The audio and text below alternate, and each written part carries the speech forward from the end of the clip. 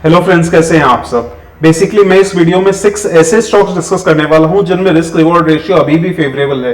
In fact मैं ये बात इसलिए बोल रहा हूं क्योंकि लास्ट 4-5 मंथ्स में जो भी स्टॉक्स मैंने कवर किए थे, इक्का दुक्का स्टॉक्स को छोड़ के most of them almost double हो चुके हैं, काफी सारे ट्रिपल भी हो चुके हैं। तो रिस्क रिवॉर्ड रेशियो उन स्टॉक्स में अभी फेवरेबल नहीं है। ऐसे बहुत सारे स्टॉक्स हैं, जैसे फॉर एग्जांपल जुपिटर वैगन्स 130 पे कवर किया था recently, I guess 3 months or so, 3 months पहले।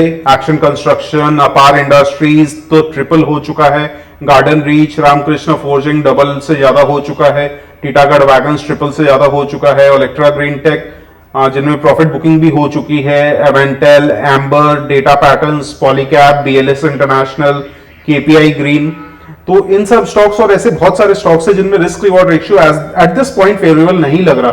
यूफोरिया में क्या होता है कि बढ़ने को स्टॉक्स कितना भी बढ़ जाते हैं, बट अपने को रिस्क रिवॉर्ड के रेशियो पे काम करना चाहिए। At this point in stocks में रिस्क रिवॉर्ड रेशियो फेवरेबल नहीं है। जो होल्ड करके रखे हैं लॉन्ग टर्म के लिए अच्छी बात है, अदरवाइज जो शॉर्ट टर्म जिनका व्यू है वो प्रॉफिट को ट्रेल कर सकते हैं। जब टेक्निकली वीक लगने लगे तो प्रॉफिट बुक भी कर सकते हैं, बट बहुत सारे ऐसे मेंबर्स के साथ डिस्कशन होता रहता है। कोर स्टॉक्स हैं जो मैं लॉन्ग टर्म के लिए होल्ड करने वाला हूं। इनमें से हो सकता है कई सारे स्टॉक्स मल्टी बैगर आगे चल के बने, क्योंकि ऑलरेडी डबल ट्रिपल हो चुके हैं। तो नेक्स्ट 3 to 4 इयर्स में अगर डबल भी होते हैं, जो ट्रिपल हो चुका है वो 6 टाइम्स हो जाएगा जिन्होंने पहले ऐड किया था। बट हाँ, ग्लोबली अभी रिस्क फैक्टर्स बढ़ गए हैं, तो थोड़ा सा कॉशियस रहने की जरूरत है, थोड़ा स्टॉक स्पेसिफिक रहने की जरूरत है, क्योंकि प्रॉफिट बुकिंग करेक्शन कभी भी आ सकता है। एंड इंडिया में भी इन्फ्लेशन रेट 7.44% पे पहुंच गई है, driven by vegetable prices. But India एक डेवलपिंग कंट्री है, तो रिस्क इन्फ्लेशन का एनी टाइम ज्यादा बना रहता है। जितनी स्पीड से इंडिया ग्रो करेगी, इन्फ्लेशन भी उतना स्पीड से बढ़ता रहेगा, इसमें कोई डाउट्स नहीं है।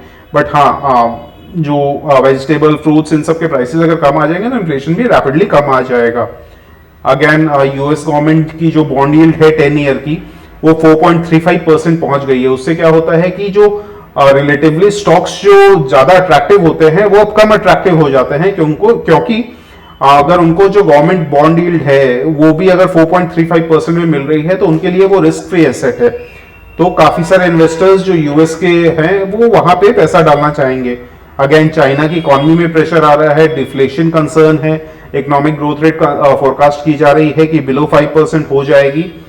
तो अगेन थोड़ा बहुत इंपैक्ट हर जगह पड़ता है, क्योंकि स्पेशली चाइना जैसी बड़ी इकोनॉमी में अगर प्रॉब्लम आए तो पूरे ग्लोबली फर्क पड़ेगा। डॉलर इंडेक्स भी 103 क्रॉस कर चुका है, तो अगेन ये इमर्जिंग मार्केट्स के लिए थोड़ा सा कंसर्निंग हो जाता है। बट अगेन कोई भी टेंशन लेने की जरूरत नहीं। इसका मतलब ये नहीं कि आप लोग अपना पोर्टफोलियो जाके बेच दें, बट हाँ, अभी फोमो के चक्कर में उन स्टॉक्स को पकड़ने की कोशिश ना करें जो ऑलरेडी काफी रैपिडली भाग रहे हैं या भाग चुके हैं। उसमें रिस्क ज्यादा हो जाएगा एंड उसमें कहीं ना कहीं आप अपर लेवल पे अटकने का चांस रहेगा। तो चलिए अब चलते हैं स्क्रीन की तरफ। यूएस मार्केट्स में देखते हैं क्या हो रहा है। ओपनिंग तो पॉजिटिव हुई थी, बट अगेन प्रेशर आ रहा है, जिसकी वजह से डाउ जोन्स अभी 0.53% डाउन चल रहा है, नेस्डैक 0.39% डाउन है, S&P 500 ऑलमोस्ट फ्लैट चल रहा है। एंड इंडियन मार्केट्स को देखें तो FIIs ने ऑलमोस्ट आज 1900 करोड़ की सेलिंग की थी, बट DIIs ने सपोर्ट किया एंड कहीं ना कहीं रिटेल इन्वेस्टर्स ने भी सपोर्ट किया है। एडवांस डिक्लाइन रेशियो 1.41 का था, कोई प्रॉब्लम नहीं है। निफ्टी 50.43% ऊपर बंद हुआ है। प्राइस अर्निंग्स रेशियो निफ्टी 50 का हो चुका है 22.42, तो कहीं ना कहीं स्लाइट प्रीमियम पे है compare to its 5 year average जो है। उसके हिसाब से मिड कैप का प्राइस अर्निंग्स रेशियो हो गया 22.76, स्मॉल कैप 100 हो चुका है 21.66। तो जैसे मैंने लास्ट वीडियो कुछ वीक्स पहले जो बनाया था उसमें कहा था कि मेरा जो पर्सनल टारगेट है स्मॉल कैप 100, क्योंकि ग्रोथ ज्यादा दिखाने के स्कोप रखते हैं, इस वजह से 24-25 तक स्मॉल कैप में प्राइस अर्निंग्स रेशियो हो सकता है। एंड इसी वजह से अपने देख रहे हैं स्मॉल कैप्स आउट परफॉर्म कर रहे हैं। आज भी जो अच्छे स्मॉल कैप स्टॉक्स हैं उनमें हद से ज्यादा तेजी देखने को मिली है। अब आते हैं डायरेक्टली पहले स्टॉक की तरफ, स्क्रीनर पे चेकआउट करते हैं। इनफैक्ट कल ही शायद मैंने इसके ऊपर रील बनाई थी, ग्रेविटा इंडिया। इसकी अगर वैल्यूएशन देखें तो प्राइस अर्निंग्स रेशियो 24 का है, पेग रेशियो 0.67 का है, बिलो 1 होता है तो कहीं ना कहीं स्टॉक अंडर वैल्यूड होता है। प्राइस टू बुक वैल्यू थोड़ा सा हायर साइड पे है, बट अगेन कंपनी जैसे जैसे ग्रो करेगी, कैपिटल एक्सपेंडिचर करेगी, इनफैक्ट कंपनी का टारगेट है by financial year 2026 company 650 crore का कैपेक्स करना चाह रही है टू सपोर्ट इट्स ग्रोथ। और जो इसके जून क्वार्टर के रिजल्ट्स आए थे ईयर ऑन ईयर कंसिडर करते हैं क्योंकि सीजनल इंपैक्ट रहता है, तो 580 करोड़ से 703 करोड़ हो चुके हैं sales. At the same time net profit 45 crore से 53 करोड़ हो गया था। और जो मैनेजमेंट ने गाइडेंस दी है for the next 3 to 4 years 25% volume growth की and 35% CAGR, that means 3 years में प्रॉफिट डबल होने का पूरा चांस है। तो इस पॉइंट से भी अगर ग्रेविटा इंडिया, ऑब्वियसली मैं पहले काफी लोअर लेवल, इनफैक्ट 350 लेवल से कवर कर रहा हूं मेंबर्स के साथ भी, आप लोगों के साथ भी, तो मोर देन डबल ऑलरेडी हो चुका है। बट स्टिल इस पॉइंट पे भी वैल्यूएशन काफी अट्रैक्टिव लग रही है। एंड अगर जो मैनेजमेंट की गाइडेंस है 35% CAGR प्रॉफिट में, उसके हिसाब से आसानी से स्टॉक डबल होने का गुंजाइश रखता है नेक्स्ट 3 years। एंड अगर टेक्निकली देखें ग्रेविटा इंडिया को,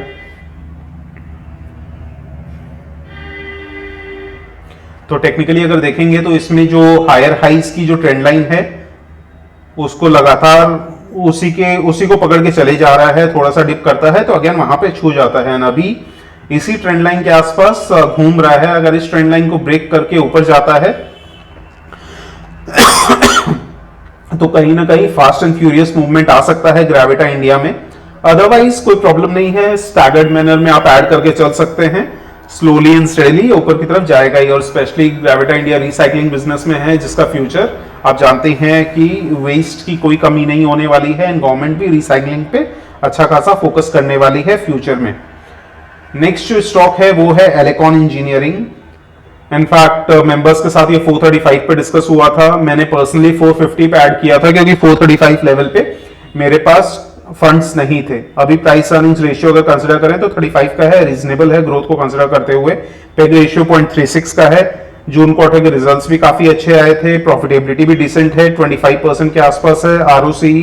ROE अराउंड 20.5% है। प्राइस टू बुक वैल्यू 7.41 है, रीजनेबल है।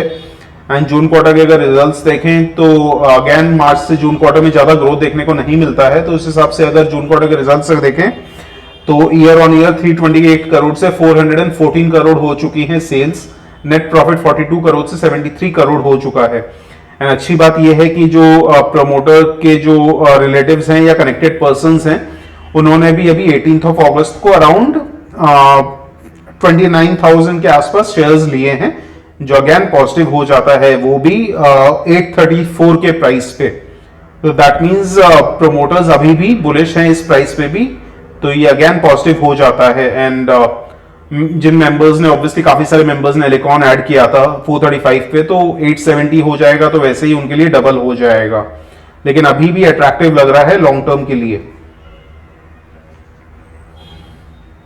एंड जैसे आप देख सकते हैं लगातार बुलिश बना हुआ है ये, RSI ऑलमोस्ट 70 के आसपास है। एंड जो इसकी 9 डे एक्सपोनेंशियल मूविंग एवरेज है उसके पास आता है, फिर बाउंस कर जाता है, तो 9 डे एक्सपोनेंशियल मूविंग एवरेज से नीचे नहीं जा रहा, तो ये अगेन काफी पॉजिटिव हो जाता है स्टॉक के लिए। उसके बाद थर्ड जो स्टॉक है, ये तो ऑब्वियसली मैं 82 83 के लेवल से डिस्कस किए जा रहा हूं, बट अगेन बीच में थोड़ा स्लो हो गया था ये स्टॉक। अभी रिसेंट में, वेरी रिसेंट में 1-2 वीक्स पहले मैंने 95 के लेवल पे कवर किया मेंबर्स के लिए। फॉर सम रीजन मैं डिटेल्ड वीडियो नहीं बना पा रहा था आप लोगों के लिए, तो काफी दिन बाद मैं आज बना रहा हूं, तो अभी भी काफी अट्रैक्टिव लग रहा है। ऑब्वियसली आप लोग सब जानते हैं रेलवे पे गवर्नमेंट का कितना फोकस है, ये कंपनी ऑब्वियसली रेलवे का इंफ्रास्ट्रक्चर जैसे जैसे डेवलप होगा इस कंपनी को भी ज्यादा ज्यादा ऑर्डर्स मिलेंगे, तो ये अगेन एक्सक्यूज मी काफी पॉजिटिव हो जाता है। प्राइस अर्निंग्स रेशियो 12.6 का है, पेग रेशियो 0.94 का है। इंफ्रास्ट्रक्चर कंपनी है तो थोड़ा सा रिटर्न्स के लोअर साइड पे है। प्राइस टू बुक वैल्यू 1.96 है, तो अगेन ये स्टॉक कहीं ना कहीं री रेटिंग का भी कैंडिडेट हो सकता है, जो अगेन काफी पॉजिटिव हो सकता है स्टॉक के लिए। एंड अगेन इसमें भी ईयर ऑन ईयर कंसिडर करेंगे तो जून क्वार्टर 2022 में 2000 करोड़ की नेट रेवेन्यूज थी या सेल्स थी, जो 27 करोड़ के आसपास हो चुकी है। 145 करोड़ से बढ़ के 187 करोड़ हो चुका है प्रॉफिट। तो अगेन अरकॉन इंटरनेशनल भी काफी स्ट्रेंथ दिखा रहा है। एंड अच्छी बात यह है कि ये ओवरबॉट नहीं है, तो अभी भी इसमें काफी गुंजाइश बची है। ये अगेन इसने हाई बनाया था 108 109 के आसपास, थोड़ा सा वापस इसमें पुल बैक आया, but 15 day exponential moving average पे सपोर्ट लिया एंड वापस इसने ऑलमोस्ट वापस अपना जो हाई बनाया था उसके आसपास पहुंच गया है। तो ये स्टॉक भी ऑब्वियसली लॉन्ग टर्म के लिए आप डेफिनेटली कंसिडर कर सकते हैं, स्टडी कर सकते हैं, काफी अच्छा रहेगा। उसके बाद नेक्स्ट जो स्टॉक है सैक्सॉफ्ट, ये ऑब्वियसली मेंबर्स के साथ 95 लेवल से डिस्कस हो रहा है, तो ऑलरेडी मोर देन 3 टाइम्स हो चुका है, बट अभी भी रीजनेबल लग रहा है। प्राइस अर्निंग्स रेशियो 39.9 के आसपास है, दैट मींस 40। बुक वैल्यू 38.3 है, प्राइस टू बुक वैल्यू 8.85 है। आईटी कंपनीज में price to book value obviously थोड़ी से हायर साइड पे होती है एंड पेग रेशियो 1.31 है, रीजनेबल है, कोई प्रॉब्लम नहीं है। एंड काफी सारी आईटी कंपनीज तो मोर देन 20 भी होती हैं प्राइस टू बुक वैल्यू, तो एज ऑफ नाउ कोई कंसर्न नहीं लग रहा एंड ये कंपनी लगातार ग्रोथ दिखा रही है। हाँ, इस क्वार्टर में क्योंकि ऑब्वियसली ग्लोबली थोड़ा सा स्लो डाउन चल रहा है जिसकी वजह से ग्रोथ उतना देखने को नहीं मिला। मार्च क्वार्टर में 182 करोड़ की सेल्स थी, तो जून क्वार्टर में 183 करोड़ की, तो फ्लैट था। एंड ऐसे ही प्रॉफिट भी ऑलमोस्ट 25 करोड़ से 25 करोड़ के आसपास ही रहा है, तो वो फ्लैट था। बट अगेन इसका जो फाइनेंशियल ईयर 2030 का जो विजन है वो है $500 मिलियन का, एंड $500 मिलियन अगर यूएस इंडियन रुपी में कन्वर्ट करें तो 4000 करोड़ के आसपास होते हैं। अगर 80 USD INR 80 पकड़े तो 4000, और अगर ट्रेलिंग 12 मंथ्स का देखें तो 700 करोड़ की सेल्स है, या फिर अगर लास्ट फाइनेंशियल ईयर देखें तो 666 करोड़ की सेल्स है। तो 4000 अगर करोड़ कंसिडर करें तो दैट मींस मैनेजमेंट टारगेट कर रही है 6 to 7 ईयर्स में ऑलमोस्ट 6 टाइम्स करने की अपनी रेवेन्यूज। तो इसके अगर आसपास भी कर पाती है तो ये स्टॉक यहां से भी मल्टी बैगर होने का चांस रखता है। एंड टेक्निकली अगर देखें इसको, टेक्निकली अगर देखें तो ऑब्वियसली काफी बढ़ गया था ये स्टॉक, थोड़ा ओवरबॉट भी हो गया था। नीचे RSI देखते हैं ऑलमोस्ट 76 के आसपास पहुंच गया था, बट अभी इसमें थोड़ा सा पुल बैक आ रहा है एंड जो 9 एक्सपोनेंशियल मूविंग एवरेज है इसके आसपास सपोर्ट लेता है तो काफी अट्रैक्टिव हो जाएगा। एंड ये जो इसका पहले रेजिस्टेंस था ये अब सपोर्ट का काम करेगा, तो अराउंड 335 340 के आसपास इसको सपोर्ट भी है। यहां से अगर ये बाउंस बैक दिखाता है तो कहीं ना कहीं लॉन्ग टर्म के लिए काफी अट्रैक्टिव लग रहा है ये स्टॉक। उसके बाद नेक्स्ट जो स्टॉक है वो है अग्रवाल इंडस्ट्रियल कॉर्पोरेशन। जो लोग चैनल को फॉलो कर रहे हैं पहले से वो जानते हैं, काफी पहले से है ये स्टॉक मेरे पोर्टफोलियो में एंड काफी अट्रैक्टिव है। ऑब्वियसली रोड कंस्ट्रक्शन में ये बिटुमेन मैन्युफैक्चर एंड ट्रेडिंग करता है, eight the same time bitumen transportation में भी काम करता है। जैसे जैसे अपना जानते हैं नेक्स्ट इलेक्शंस भी है, तो गवर्नमेंट अभी जो रोड इंफ्रास्ट्रक्चर है उस पर बहुत तेजी से काम कर रही है, जिसके कारण मुझे लगता है काफी टेलविंड्स भी है सेक्टर में। एंड प्राइस अर्निंग्स रेशियो अगर देखेंगे तो 14.3 का है, पेग रेशियो 0.26 का है, price to book value below 5 है, 3.41 ही है। रिटर्न कैपिटल एम्प्लॉयड अराउंड 24% है, रिटर्न ऑन इक्विटी 26.6% ही 26.6% है, जो काफी अट्रैक्टिव हो जाता है। एंड अगर इसके जून क्वार्टर के रिजल्ट्स देखेंगे तो ऑब्वियसली क्योंकि मानसून वगैरह का इंपैक्ट होता है तो year on year he consider करना पड़ता है। 581 करोड़ से 629 करोड़ हुए, जो उतनी ज्यादा ग्रोथ देखने को नहीं मिली, बट स्टिल वैल्यूएशन बहुत रीजनेबल है एंड आने वाले फ्यू क्वार्टर्स में अच्छा खासा ग्रोथ देखने को मिल सकता है। एंड नेट प्रॉफिट में ऑलमोस्ट 20% का जंप देखने को मिला, 23 करोड़ से 28 करोड़। एंड इनफैक्ट मेंबर्स से मेरी रेगुलरली बात होती रहती है व्हाट्सएप ग्रुप पर, तो काफी लोग जो 500 से 600 के बीच में या 600 के आसपास जब ये स्टॉक घूम रहा था तो काफी लोगों ने प्रॉफिट बुकिंग की, थक हार के, परेशान होके। एंड उसके बाद जब से ये प्रॉफिट बुकिंग आई है, ये देखिए अगर आप देखेंगे तो इस लेवल से ऑलमोस्ट 1 साल से ज्यादा के टाइम पे ये एक ही लेवल पे घूमे जा रहा था। अगर आप नीचे देखेंगे तो अप्रैल 2022 में भी इसका प्राइस 700 के आसपास था एंड उसके बाद 17 जुलाई 2023 में भी 700 के आसपास ही था, और बीच में काफी डिप भी आया है। तो काफी मेंबर्स ऑब्वियसली प्रॉफिट बुक कर लिए थे, बट जिन्होंने भी पेशेंस रखा, अभी आप देखेंगे तो जुलाई के बाद से ये ऑलमोस्ट 925 पे पहुंच गया है। इनफैक्ट आज ही 12% का जंप आया है स्टॉक में और अच्छी खासी वॉल्यूम्स के साथ आया है। तो अगेन ये ऑलमोस्ट ब्रेकआउट दिया है स्टॉक, तो काफी अट्रैक्टिव लग रहा है इस लेवल पे। अगर थोड़ा सा पुल बैक देखने को मिलता है या फिर प्राइस मूवमेंट कंसिडर करके इसमें लॉन्ग टर्म के लिए एंट्री बनाई जा सकती है, स्पेशली तब जब टेलविंड्स हैं सेक्टर में और वैल्यूएशन काफी अट्रैक्टिव है। एंड लास्ट जो स्टॉक है लिखिता इंफ्रास्ट्रक्चर, ये अगेन कुछ टाइम से अटका हुआ है, बट अगेन जो वैल्यूएशन है प्राइस अर्निंग्स रेशियो 18 का है, बुक वैल्यू 63 है, that means price to book value 4.47 आ रही है, रिटर्न ऑन कैपिटल एम्प्लॉयड 36% है, रिटर्न ऑन इक्विटी 27 है, पेग रेशियो 0.34 है। एंड क्योंकि इसके जून क्वार्टर के रिजल्ट्स थोड़े से फ्लैट आए थे, क्वार्टर ऑन क्वार्टर कंसिडर करते हैं तो सेल्स सेम थी, नेट प्रॉफिट भी ऑलमोस्ट सेम था, ईपीएस यानी 4.12 से 4.01 हुआ, हल्का सा डिक्लाइन हुआ, बट लॉन्ग टर्म स्टोरी इसकी इंटैक्ट है। लॉन्ग टर्म स्टोरी बेसिकली क्या है, ये पाइपलाइन ले करती है, specially PNG, pipe natural gas के लिए। एंड जैसे अपने जानते हैं फ्यूचर में चांसेस पूरे हैं कि नेक्स्ट 4 to 5 इयर्स में धीरे धीरे लोग एलपीजी से पीएनजी की तरफ शिफ्ट होंगे। गवर्नमेंट भी उसमें फोकस ज्यादा करेगी क्योंकि वो एनवायरमेंटल फ्रेंडली होती है एंड ऑब्वियसली सिलेंडर के झमेला नहीं होता।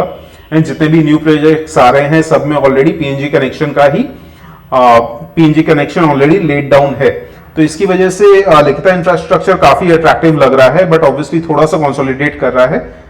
इसी वजह से कहीं ना कहीं इसमें रिस्क रिवॉर्ड रेशियो फेवरेबल भी है एंड इसको अराउंड 300 के आसपास रेजिस्टेंस मिल रहा था, 313 के आसपास ये ब्रेकआउट दिया, बट अगेन रिजल्ट्स के बाद ये वापस प्रेशर में आया। बट अच्छी बात ये है जो इसके हायर लोज बनाया जा रहा है, हायर लोज की जो ट्रेंड लाइन है उसको रिस्पेक्ट कर रहा है एंड इनफैक्ट यहाँ पे भी इसने 267 270 के आसपास इसने एक बार टच किया, बट वापस से बाउंस बैक मिल गया। अगर यहां से बाउंस अगर अपना कंसिडर बाउंस कंटिन्यू रखता है तो कहीं ना कहीं ये अश्योरेंस मिल जाएगी कि जो हायर लोज है उसको रिस्पेक्ट करते हुए स्टॉक ऊपर की तरफ बढ़ते जा रहा है। अगेन लॉन्ग टर्म के लिए बहुत फिनोमिनल स्टॉक है, मेंबर्स के साथ 209 लेवल से डिस्कस हो रहा है, मैं पर्सनली भी इसमें अच्छा खासा इन्वेस्टेड हूं, बट अगेन कोई भी रिकमेंडेशन नहीं है, ये आप लोग खुद स्टडी कर सकते हैं। ये सब स्टॉक फंडामेंटली स्ट्रॉन्ग है, बट आप अपनी स्टडी करके इन्वेस्ट करने का डिसीजन बनाएं, किसी के बोलने पे या मेरे बोलने पे कभी भी इन्वेस्ट ना करें। चलिए इसी बात पे वीडियो यही एंड करते हैं। Thank you so much for joining, मिलते हैं नेक्स्ट वीडियो में।